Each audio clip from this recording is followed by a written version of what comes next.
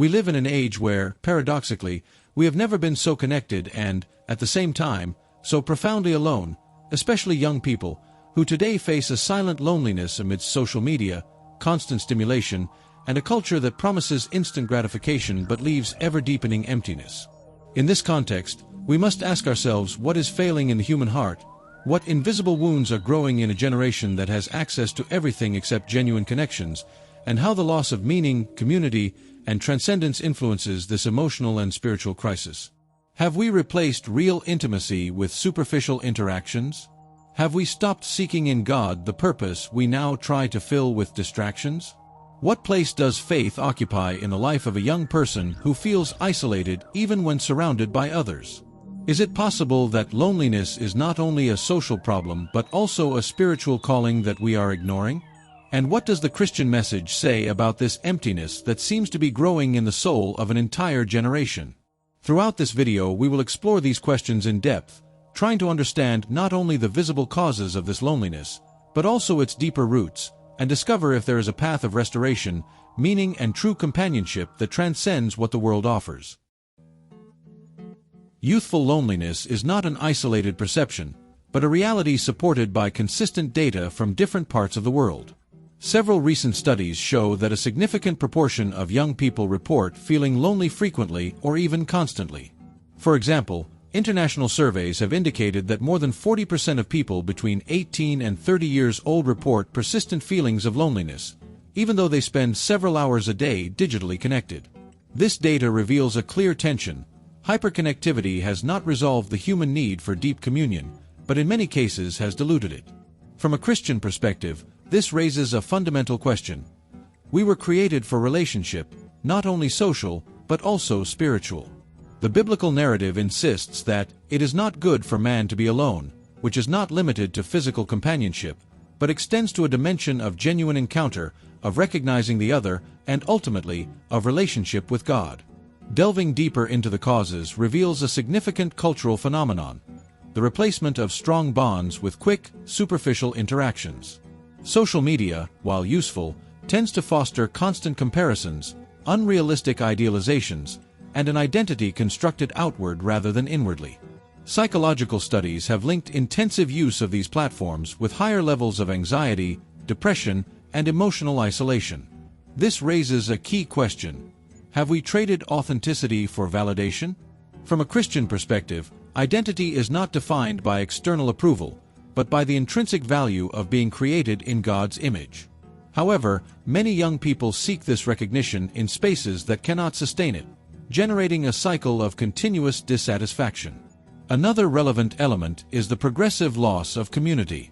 Historically, family, church, and local environments functioned as support networks. Today, these structures have weakened in many contexts. Sociological data show a decline in community and religious participation among young people, which correlates with higher rates of perceived loneliness.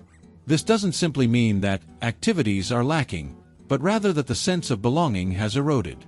The question then becomes deeper. Where can a young person find a space today where they truly feel known? Christianity proposes community as a body, not as an occasional gathering, but as a living network of support, correction, and love. It is also important to consider the void of purpose. Global surveys indicate that a large number of young people express uncertainty about the meaning of their lives. Contemporary culture offers multiple paths, but few solid foundations. This abundance of options, far from liberating, often paralyzes. From the Christian perspective, purpose is not an arbitrary construct, but a response to a calling. The lack of this transcendent reference point can explain why many young people, even when achieving academic or professional goals, continue to experience a sense of emptiness. Finally, there is a spiritual dimension that cannot be ignored. Beyond social and psychological factors, loneliness can be interpreted as a deeper disconnection, that of the human being from their Creator. This does not invalidate the previous causes, but integrates them into a broader framework. The question then takes on another level. Is it possible that this loneliness is also an indicator of an unmet spiritual need? In the Christian tradition, inner emptiness is not a flaw, but a space designed to be filled by a relationship with God. Taken together, These data and reflections do not seek to oversimplify the problem, but rather to reveal its complexity. Youth loneliness is not simply a consequence of technological or social changes, but a crisis of identity, community, and transcendence. Understanding this opens the door to deeper answers that go beyond superficial solutions, aiming to restore what, in essence, human beings have always needed: genuine connection, purpose, and a relationship that transcends the immediate. The Bible addresses loneliness not as a strange phenomenon, but as a profoundly human experience that many people of faith have also gone through. However, it presents it from a different perspective, not only as the absence of companionship, but as a space where God can reveal Himself, shape character, and redirect the heart. A key first lesson is that loneliness does not mean abandonment. Deuteronomy 31 verse 6 states, "I will never leave you nor forsake you," reminding us that even when human relationships fail or weaken, God's presence remains constant. This shifts the focus. Loneliness does not necessarily indicate that we are alone in an absolute sense, but rather that there may be a disconnection in how we perceive that presence. Another important lesson is that God Himself draws near to the brokenhearted. Psalm 34 verse 18 says, "The Lord is close to the brokenhearted." Here, emotional pain is not denied. On the contrary, it is acknowledged and positioned as a point of encounter with the divine. From this perspective, solitude can become a place of spiritual intimacy, where a person ceases to depend exclusively on human connections and begins to develop a deeper relationship with God. The idea of purpose also emerges in the midst of isolation. In moments of solitude, many biblical figures were prepared for something greater. Elijah, for example, experienced profound isolation and discouragement, 1 Kings 19. But in that context, God not only sustained him but also gave him direction and renewed his mission. This suggests that solitude is not always sterile. It can be a time of formation, even if it is uncomfortable or painful.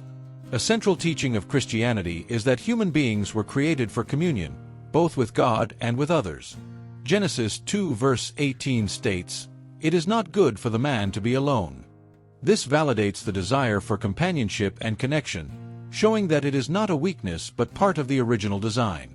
However, the New Testament expands on this idea by presenting the faith community as a body, 1 Corinthians 12 verse 27, where each person fulfills a role and finds belonging. Loneliness, then, can also be a sign of the need to reconnect with an authentic community.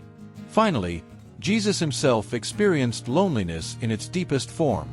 At key moments, such as in Gethsemane or on the cross, "My God, why have you forsaken me?" Matthew 27 verse 46. It is evident that even He experienced the feeling of abandonment. This carries significant theological weight.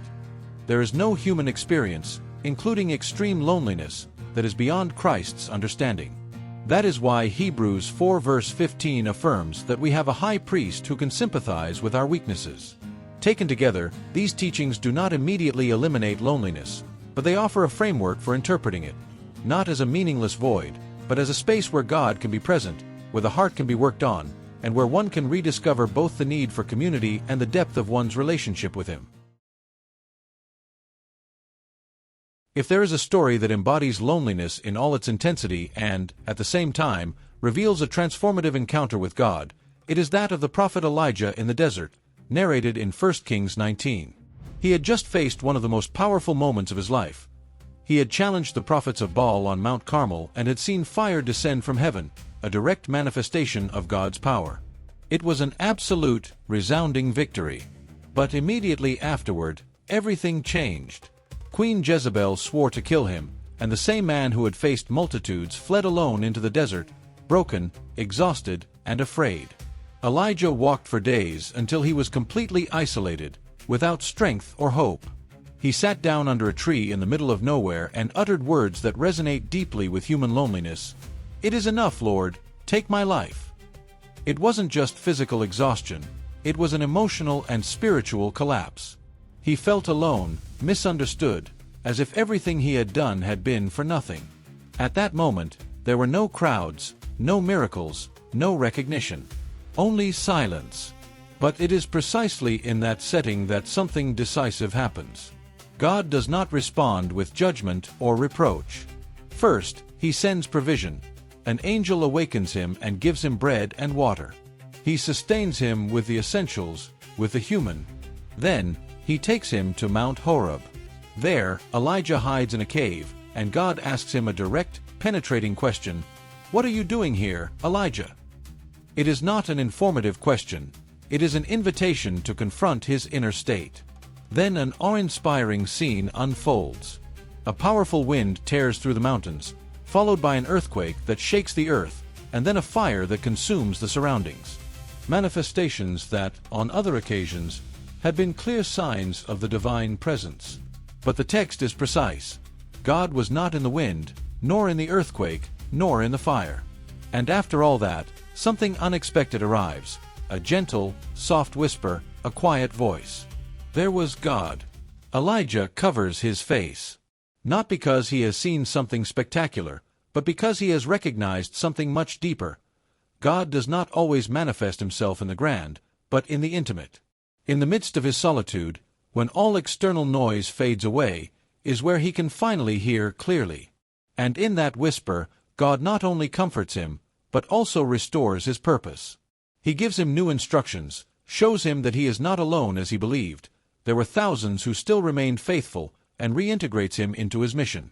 This story is powerful because it dismantles a common misconception, that solitude is the absence of God. In Elijah's case, solitude was the setting where God dealt with his inner self in a way that wouldn't have been possible amidst the clamor of triumph. It was a breaking point, but also a point of rebuilding. Thus, Elijah's experience is not just an ancient tale, it is a mirror. It shows that even those who seem strong can break, that solitude can distort our perception to the point of making us believe we are completely alone, and that, even so, God remains present, not necessarily in the spectacular way we expect, but in the silent depths where the soul finally listens.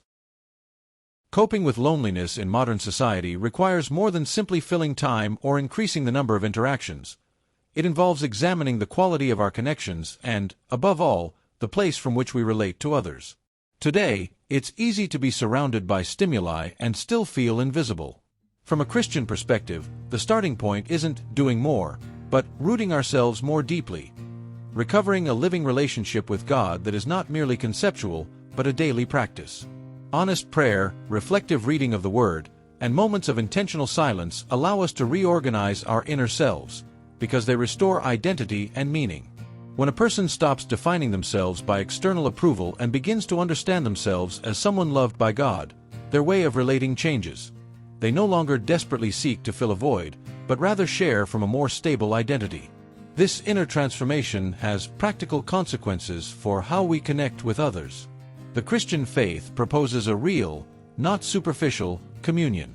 This implies learning to listen without haste, to show vulnerability without masks, and to build relationships where truth and grace reside. It's not about accumulating contacts, but about cultivating relationships where there is mutual support. In this sense, joining an active faith community can be crucial, not as a spectator, but as a participant. Serving, sharing, and walking alongside others gradually breaks down isolation because it shifts the focus from the isolated self to a we with purpose. However, there is also a responsibility toward those experiencing loneliness. Helping someone in that situation isn't about giving quick answers or stock phrases, but about offering genuine presence. Often, the most valuable thing is simply being there, listening without interrupting, validating their pain without minimizing it. From a faith perspective, this translates into embodying love for our neighbor. Being intentional about including, inviting, and remembering those who are often left out. A message, a deep conversation, or simply sharing time can have a real impact. Furthermore, offering spiritual accompaniment, praying with and for the person, pointing to hope without imposing it, can create a space where that person realizes they are not alone. To conclude with a solid and coherent spiritual foundation for everything discussed, a particularly relevant psalm is Psalm 23, which directly addresses God's presence in any circumstance, including loneliness. The Lord is my shepherd, I shall not want.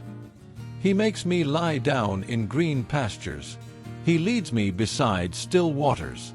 He restores my soul. He leads me in paths of righteousness for his name's sake.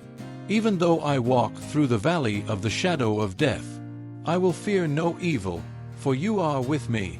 Your rod and your staff, they comfort me. You prepare a table before me in the presence of my enemies. You anoint my head with oil, my cup overflows. Surely goodness and mercy shall follow me all the days of my life, and I shall dwell in the house of the Lord forever. This psalm summarizes a key idea. God's presence doesn't automatically eliminate the valleys, but it does transform the experience of traversing them. Even in the darkest moments, where loneliness seems most intense, a real, constant, and active companionship is affirmed. And so we come to the end of this segment. Thank you for taking the time to listen, reflect, and open your heart to a topic that is often experienced in silence. If anything we shared today resonated with you, don't let it go. Put it into practice, seek God in your innermost being, and allow Him to transform even those moments of solitude into purposeful encounters.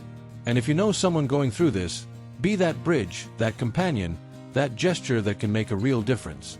May God bless you, strengthen you, and remind you each day that you are not alone, that His presence accompanies you, and that there is always hope for your life. See you in the next video.